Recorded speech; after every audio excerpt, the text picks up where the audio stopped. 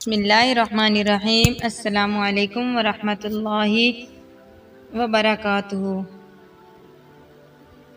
بچپن سے میرے ذہن میں عورت کا تصور بہت پیارا تھا، کیونکہ بیٹیاں اپنی ماں کو ہی اپنا آئیڈیل بناتی ہیں۔ ہم نے بھی ہمیشہ اپنی ماں کو شفیق، محبت کرنے والی اور شوہر پر جاں نثار کرنے والی بیوی کے روپ میں دیکھا تھا۔ میری والدہ ایک مثالی خاتون ہونے کی وجہ سے ہر دل عزیز تھی۔ میں اور میرا بھائی دونوں ہی یہ سمجھتے تھے کہ جس طرح وہ میرے والد کی فرما بردار اور خدمت گزار ہیں، ہر عورت ایسی ہی ہوتی ہے۔ امی کو بھائی اکرام کا چہرہ دیکھنے کی بڑی آرزو تھی۔ تبھی بھائی پڑھ رہے تھے اور شادی کے لیے ذہنی طور پر تیار نہ تھے۔ امی کے تصور میں اپنی بہو کا حسین مکھڑا چمکتا رہنا اور اکرام بھیا کہتے، جب تک زندگی کی ہر آسائش اس کے لیے مہیا نہ کر لوں، بیاہ کر نہ لاؤں گا۔ اکرام کا نظریہ یہ تھا کہ اپنی بیوی کو ہر آسائش مہیا کرنا چاہیے۔ وہ اگر کوئی فرمائش کرے تو مرد کو چاہیے کہ اسے پورا کرے، تاکہ عورت کو زندگی کی چھوٹی موٹی چیزوں کی حسرت نہ رہے۔ اس طرح مرد کی برتری بھی اس پر قائم رہتی ہے اور وہ ادھر ادھر سوچنے کی بجائے صرف اپنے شوہر کی ذات کے بارے میں سوچتی ہے۔ سو اکرام نے اچھے گھر اور پیاری بیوی کے تصور میں دل لگا کر محنت کی اور ہر قدم پر کامیاب رہا۔ آخر وہ دن آ گیا جب وہ ایک اچھے عہدے پر فائز ہو گئے۔ تبھی انہوں نے یہ محسوس کیا کہ اب ان کی شادی ہو جانا چاہیے۔ والدہ نے بھی محسوس کر لیا کہ اکرام گھر بسانا چاہتا ہے۔ انہوں نے میری ماموں ذات سے اس کی شادی کروانا چاہی، مگر بھائی کو وہ پسند نہ تھی۔ انہوں نے ایک دور کے رشتہ دار کی لڑکی صبا کا نام لیا، جو دراز قد اور خوبصورت تھی۔ امی نے سوچا کہ چلو میرا بیٹا راضی ہے، ادھر ہی رشتہ کر دوں تو اس میں کیا حرج ہے۔ یوں صبا کے والدین کے گھر پیغام دیا، وہاں سے فوراً ہاں ہو گئی اور 2 ماہ کے اندر اندر شادی ہو گئی۔ اکرام بھیا صبا جیسی دلہن پا کر بہت خوش تھے، جو چاند کا ٹکڑا تھی۔ وہ فخر کرتے کہ مجھ کو اتنی اچھی بیوی مل گئی ہے۔ وہ جیسی شریک حیات چاہتے تھے وہ اس سے بڑھ کر حسین تھی۔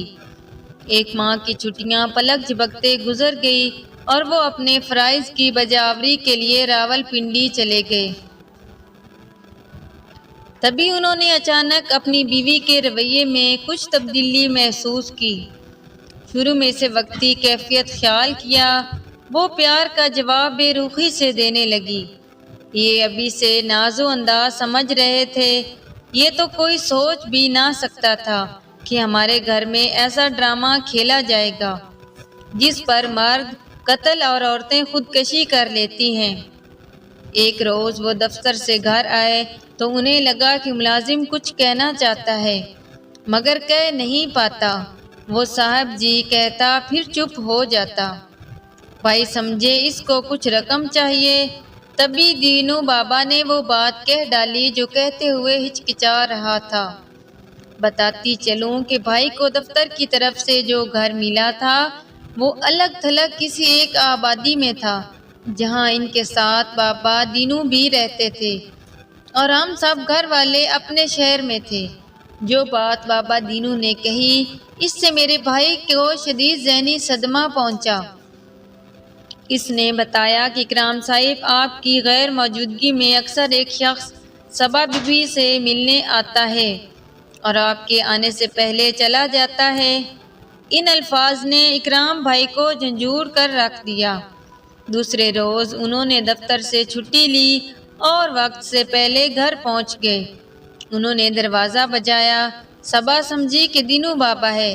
اس نے دروازہ کھولا تو سامنے شوہر کو پا کر فک رہ گئی۔ حالانکہ اس نے دینو کو کہہ رکھا تھا کوئی آئے تو مجھے فوراً باہر سے فون کر کے اطلاع کرنا۔ شاید اسے اس بوڑھے بابا پر اعتماد تھا، حالانکہ یہ اس کی بھول تھی۔ وہ ملازم تو اکرام بھائی کا تھا۔ بہرحال بھائی کا غصہ آسمان پر تھا۔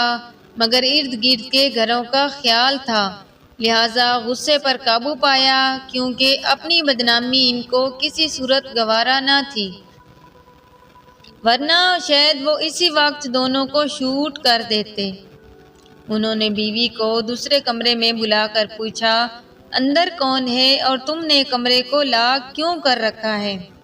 یہ میرا مہمان ہے، کہ آپ کو کوئی اعتراض ہے؟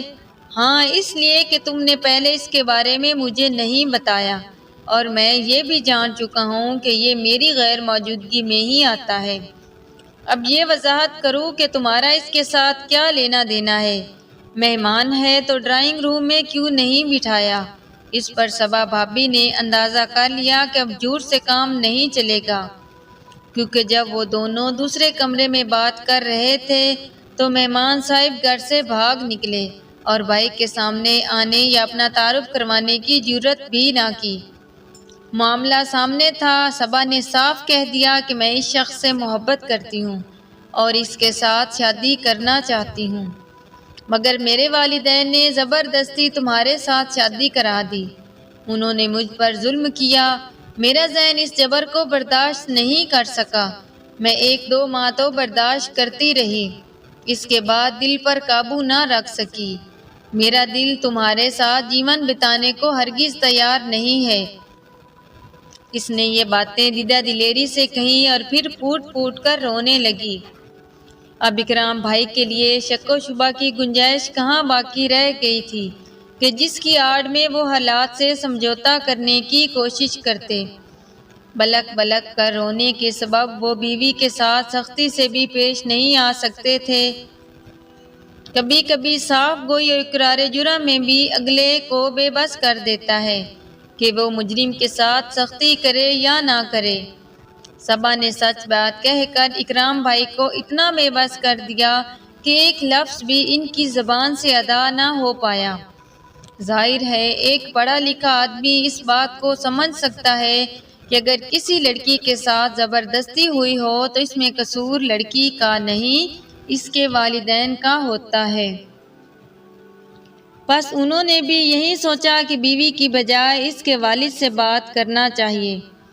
انہوں نے فوراً سسر کو ساری بات سے آگاہ کیا، یہ بھی بتایا کہ آپ آ کر اپنی بیٹی کو لے جائیے، میں اس کو طلاق دے رہا ہوں۔ وہ میرے ساتھ زندگی بسر کرنے پر آمادہ نہیں، بہتر ہے آپ اس کی شادی اسی شخص کے ساتھ کر دیں جس کو یہ پسند کرتی ہے۔ سسر صاحب فوراً آن پہنچے۔ بھائی نے کہا، بزرگوار، میں آپ کا احترام کرتا ہوں، مگر آپ کی بیٹی نے مجبور کر دیا ہے، آپ ہی انصاف کیجئے۔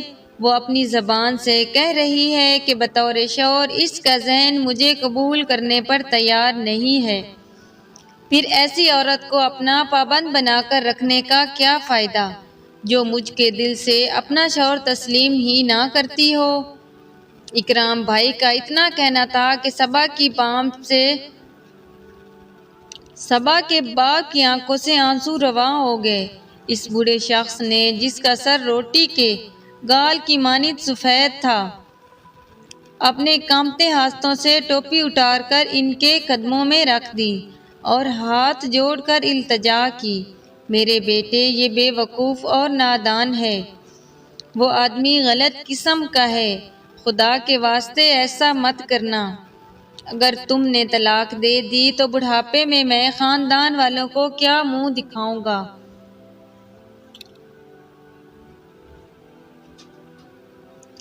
تم صبر سے کام لو، اچھے ہی بروں کو سنبھال لیا کرتے ہیں تو وہ کھائی میں گرنے سے بچ جاتے ہیں۔ ابھی میں اسے ساتھ لے جاتا ہوں، سمجھاتا بجھاتا ہوں، مگر طلاق دینے میں عجلت سے کام نہ لو۔ گویا وہ کہہ رہے تھے کہ آنکھوں دیکھی مکھی کو نگل لو۔ میرے والدین کو بھی بلوا لیا گیا، ان کے سامنے سارا معاملہ رکھا گیا۔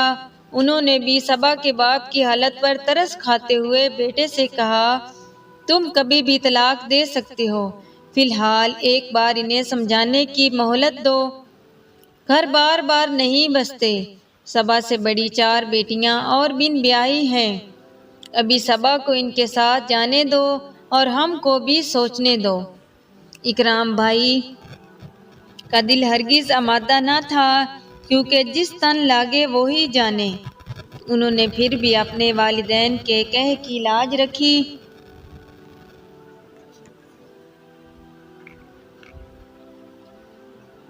اور فوری طلاق نہ دی۔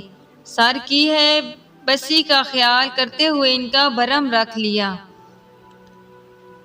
صبا باپ کے ساتھ چلی گئی اور اکرام بھائی کی نندیں بھی اپنے پلوں میں